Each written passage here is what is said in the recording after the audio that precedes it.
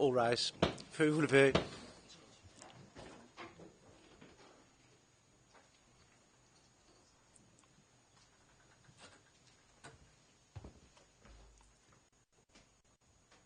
The mechanism for international criminal tribunals is now in session. L'audience du mécanisme des tribunaux pénaux internationaux est ouverte. Please be seated. Asseyez-vous, s'il vous plaît.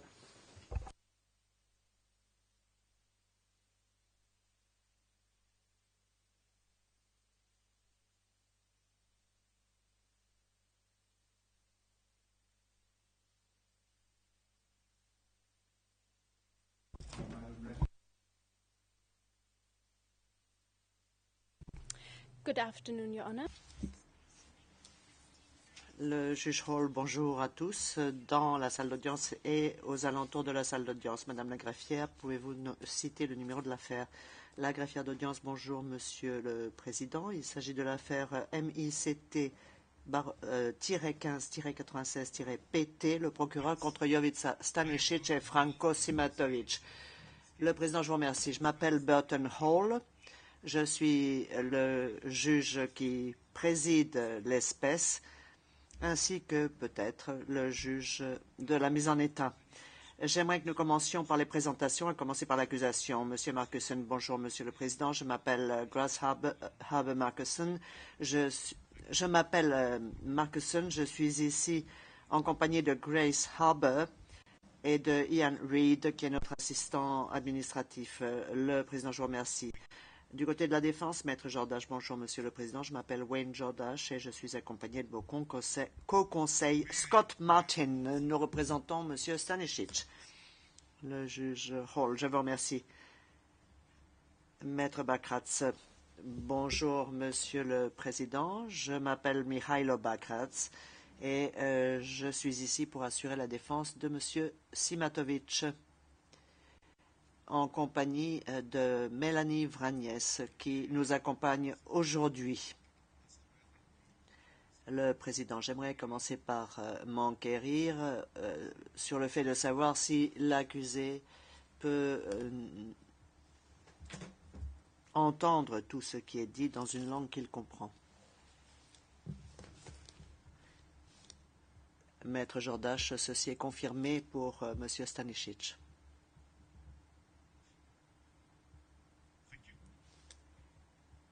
Monsieur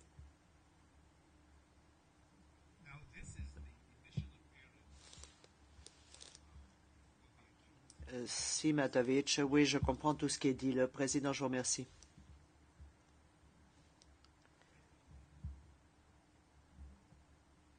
Correction de l'interprète, il s'agissait de Monsieur Simatovic.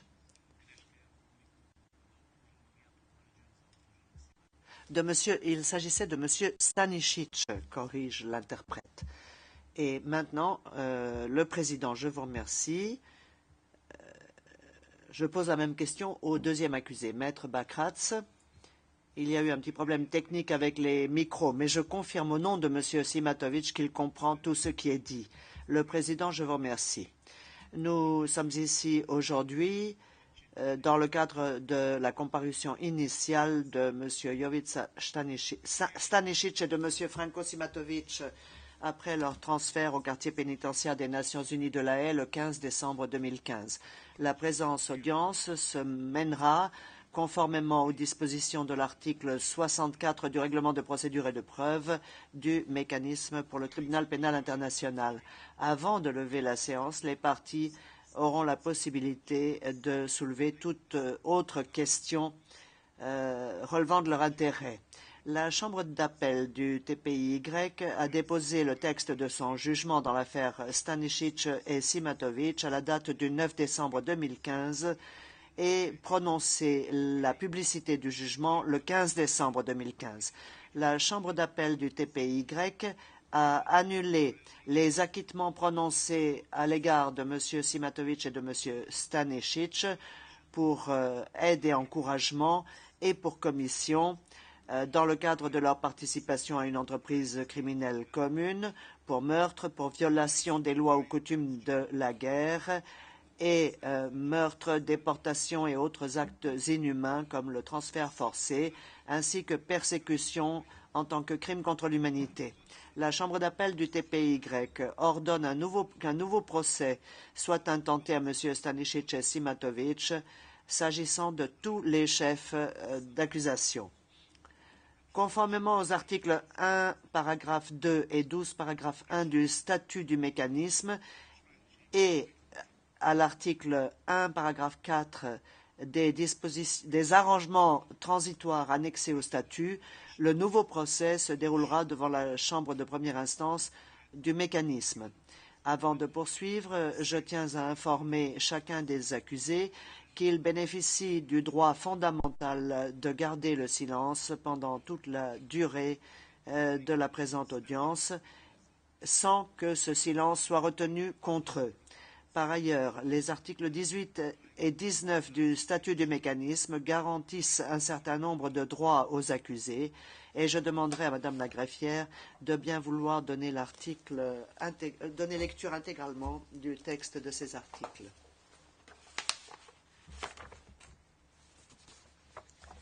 La greffière d'audience. Article 18 du statut. Information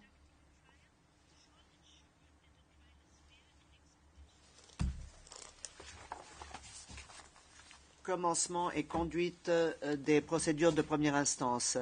Le juge unique des chambres de première instance conduisant un procès veilleront à ce que ce procès soit équitable et rapide et que les procédures se mènent dans le respect des règles de procédure et de preuve et dans le plein respect des droits des accusés, s'agissant ainsi que du respect des dispositions garantissant la protection des victimes et des témoins.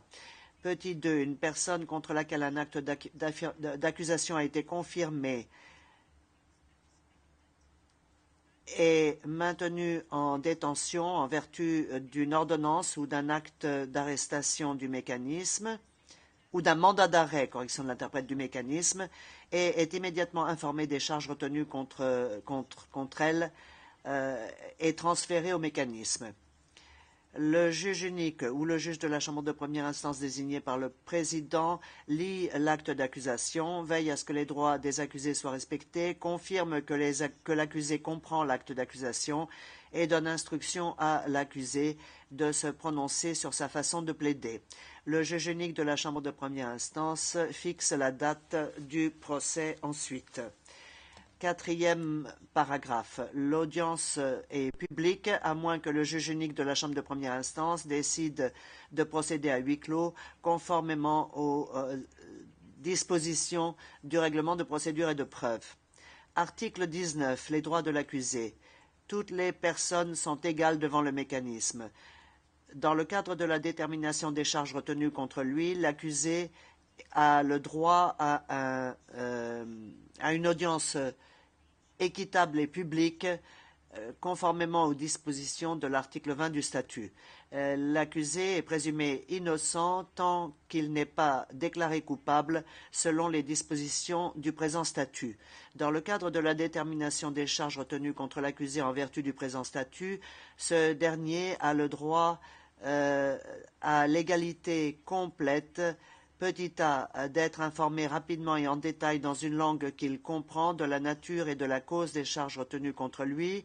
Petit b, de disposer d'un temps suffisant ou d'installation suffisante pour préparer sa défense et communiquer avec le conseil de son choix. Il a le droit d'être jugé sans retard excessif. Petit d, il a le droit d'être jugé en sa présence et d'assurer personnellement sa défense ou de l'assurer par le truchement d'un conseil juridique de son choix.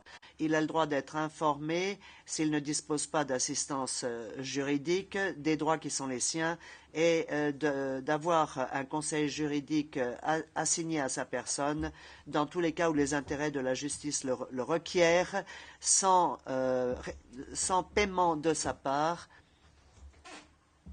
ou en tout cas s'il n'a pas les moyens de financer une telle défense. En vue d'examiner ou de faire en vue d'interroger ou de faire interroger les témoins qui s'expriment contre lui et d'obtenir l'assistance et l'audition des témoins qui parlent en son nom, il a droit à l'assistance d'un interprète. Il a droit de bénéficier d'une assistance gratuite de la part d'un interprète s'il ne comprend pas ou ne parle pas la langue utilisée dans le mécanisme. Il ne doit pas être contraint de témoigner à charge contre lui ou d'avouer sa culpabilité. Fin de citation. Le président, je vous remercie, Madame la greffière. J'aimerais maintenant demander au conseil de chacun des accusés si les accusés ont reçu un exemplaire de l'acte d'accusation datant du 10 juillet 2008 dans une langue qu'ils comprennent. Et s'ils en ont compris la teneur, Maître Jordache, je confirme au nom de M. Stanisic qu'il connaît parfaitement bien l'acte d'accusation. Le président, je vous remercie. Maître Bakratz, je confirme la même chose au nom de l'accusé, M. Franco Simatovic. Le président, je vous remercie. Maintenant, conformément aux dispositions de l'article 64 du règlement, l'accusé a le droit d'entendre la lecture de l'acte d'accusation dans le prétoire aujourd'hui. Ma question suivante que j'adresse à chacun des accusés consiste donc à leur demander s'ils souhaitent obtenir lecture de l'acte d'accusation ou s'ils renoncent à ce droit. Maître Jordache, nous n'avons aucun problème à renoncer à ce droit, monsieur le juge. Maître Bakratz, monsieur Simatovic renonce également à son droit d'obtenir lecture de l'acte d'accusation. Le juge Hall, je vous remercie. Pendant le premier procès, je constate que lors de la comparution initiale, chacun des deux accusés a déclaré plaider non coupable sur tous les chefs de l'acte d'accusation. Donc la question que je pose aux accusés aujourd'hui est la suivante. Et je la pose une nouvelle fois à chacun des accusés qui s'exprimeront l'un après l'autre. Est-ce que vous souhaitez maintenir votre plaidoyer initial ou est-ce que vous souhaitez adopter un autre mode de plaidoyer? Maître Jordache, M. Stanisic maintient son plaidoyer initial. Il plaide non coupable par rapport à tous les chefs de l'acte d'accusation. Maître Bakratz, M. Simatovic maintient également son plaidoyer initial. Il plaide non coupable par rapport à tous les chefs de l'acte d'accusation. Le juge Hall, je vous remercie.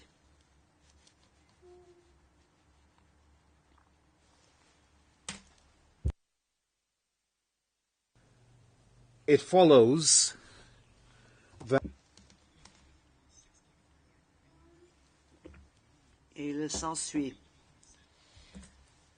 en vertu des dispositions de l'article 64b petit i du règlement, qu'une date va être fixée pour le début du procès en temps utile et que les préparatifs nécessaires au procès se dérouleront en application des dispositions des articles 69 et 70 du règlement. Avant de demander aux parties si elles souhaitent soulever d'autres questions, j'indique que la Chambre, bien entendu, a reçu les demandes de libération provisoire déposées par chacun des deux accusés et je demanderai à l'accusation de déposer rapidement une réponse à cette demande avant mardi de la semaine prochaine. L'accusation a-t-elle d'autres questions qu'elle souhaiterait évoquer aujourd'hui? Monsieur Marquessen, non, monsieur le juge.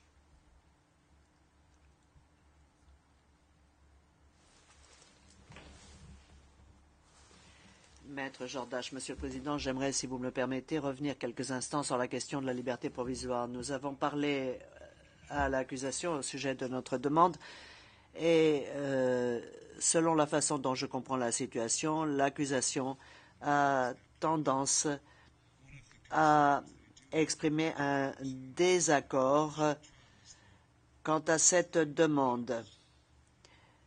L'une des préoccupations de l'accusation qui était également présente lors du premier procès, est liée à l'état de santé de l'accusé, que vous connaissez peut-être, Monsieur le juge, sur la base de ce qui s'est passé pendant le premier procès. Le juge Hall, excusez-moi, je ne sais pas si nous devrions passer à huis clos partiel. Maître Jordache, non, je ne pense pas. Je ne vais pas rentrer dans les détails. Je vais me contenter de dire que la Chambre de première instance précédente a suivi de très près le statut médical d'un accusé et mis en place un processus permettant un suivi de chaque instant de l'état de santé de M. Stanisic.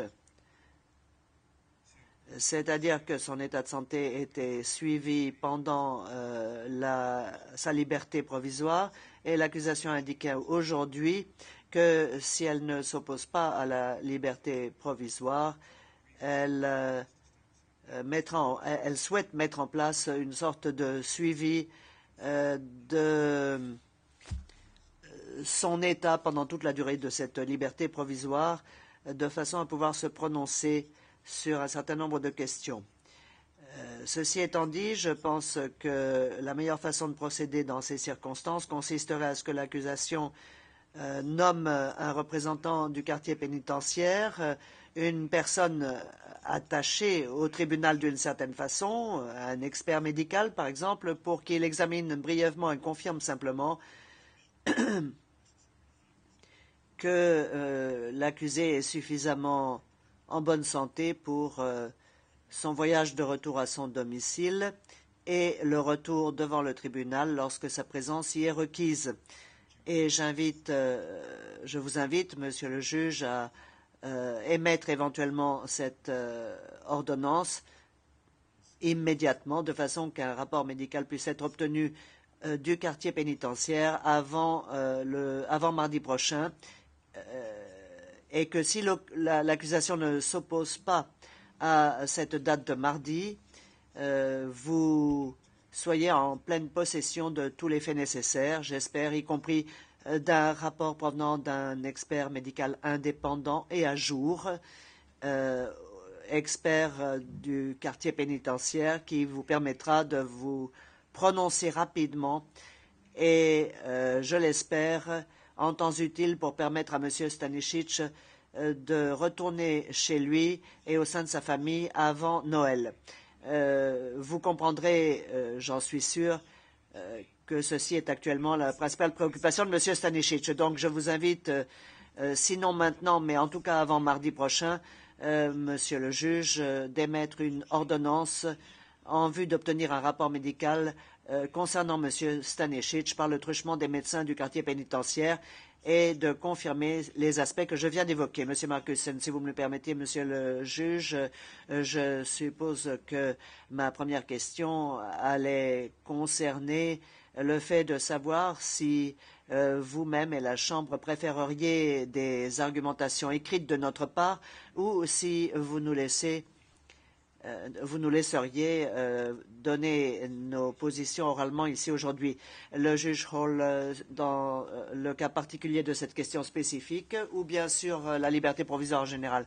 Monsieur Marcussen, eh bien, je suis en mesure de donner ma position sur la liberté provisoire et nous pourrions le faire aujourd'hui, mais je suis à votre disposition si vous préférez avoir des écritures sur papier. Nous engagerons à procéder à ces dépôts de documents avant la date limite qui vient d'être citée et notre but serait de les déposer lundi si la Chambre préfère des argumentations écrites. Je suis d'accord avec mon confrère quant au fait qu'il serait bon de notre point de vue d'avoir un examen médical de l'accusé et je peux aller un peu plus loin en citant les raisons de notre conviction si cela est utile.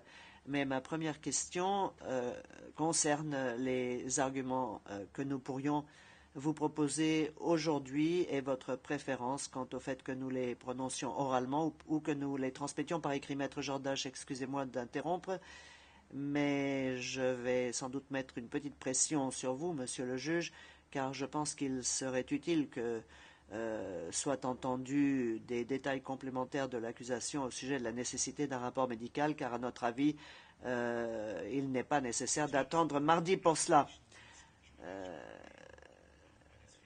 Le juge Roll, je vous demande un instant, je vous prie. En ce qui concerne la demande faite par Monsieur Jordache et qui concerne un examen médical, une ordonnance a été rendue à cet effet. Si une ordonnance écrite est nécessaire, je vais m'en occuper sur le plan administratif. En ce qui concerne la question posée par Monsieur Marcussen, à savoir si nous préférons avoir les arguments de l'accusation par écrit, il faut comprendre que c'est le mécanisme qui... il faut comprendre, l'interprète reprend, que ce procès aura lieu devant le mécanisme et que les juges ne se trouvent pas tous au même endroit en même temps. Donc il serait plus simple pour toutes les personnes concernées s'il est possible de remettre des écritures. Cela faciliterait la tâche à tous les juges de la Chambre. Voilà, Monsieur Jordache, je vous remercie de votre décision, Monsieur le Président. Y a-t-il d'autres questions à soulever? Monsieur Jordache, je souhaite soulever une autre question qui n'est peut-être pas une question d'une très grande importance, mais elle s'impose. Elle est évidente. Nous nous trouvons tous dans une situation nouvelle à laquelle nous ne nous attendions pas. Je parle au nom de Monsieur Stanisic. Et ce qui nous intéresse, c'est de savoir de quelle manière les choses vont se dérouler à partir de ce moment. Je pense surtout au calendrier qui doit s'appliquer au procès et à la date où le procès doit commencer. Personne ne s'attendait à se retrouver dans une situation de ce type. Il y a 2 ans et demi que le procès initial a été terminé, tout le monde a continué sa vie, et je ne parle pas seulement de l'accusé. Alors, du côté de la défense, nous sommes préoccupés par la question du calendrier. Nous souhaitons savoir à quel moment l'accusation va entamer la présentation de ses moyens. Et je ne souhaite pas vous faire perdre trop de temps, mais j'aimerais que vous nous permettiez d'intervenir au niveau du calendrier davantage que cela ne se fait normalement, puisque la situation à laquelle nous devons faire face est différente. Lorsque j'ai commencé à travailler dans le cadre de ce procès en 2004, j'avais pris une décision au sujet de mon calendrier d'une façon active. Le procès était à son début. Et j'ai accepté de participer à ce procès, comme toutes les autres parties prenantes, mis à part bien sûr les accusés. Donc voilà la question qui nous préoccupe et j'aimerais le signaler pour les fins du compte-rendu d'audience. Nous aimerions pouvoir être consultés et participer activement à toute prise de décision concernant le début du procès, de manière à ce que, bien sûr, nous puissions faciliter la vie aux accusés, mais aussi à nous-mêmes. Merci de m'avoir donné l'occasion de présenter cet argument. Maître Bakratch, Monsieur le Président, je ne souhaite pas vous faire perdre du temps. La défense de Monsieur Simatovic se trouve exactement dans la même position que la défense de Monsieur Stanisic. Je soutiens entièrement ce que mon estimé confrère, Maître Jordache, vient de dire. Et au fin du compte-rendu d'audience, je souhaite signaler que la défense Simatovic appuie sa demande et souhaite participer activement à toutes les décisions qui auront trait au calendrier et qui concerneront la date où le procès doit commencer. Le Président, oui. Nous tenons compte de toutes les sources de préoccupation exprimées par les conseils de la défense. Tout ce que je peux vous dire en ce moment, c'est que les sujets qui vous préoccupent ont été dûment consignés dans le compte-rendu d'audience. Il faut garder à l'esprit le fait qu'aujourd'hui nous siégeons seulement 3 jours après l'arrêt rendu par la Chambre d'appel, l'arrêt ordonnant la réouverture du procès. Donc, on peut dire que nous avançons très rapidement. Nous verrons de quelle façon le procès va se développer dans les semaines à venir. Et j'utilise le mot semaine plutôt que dans les mois à venir délibérément.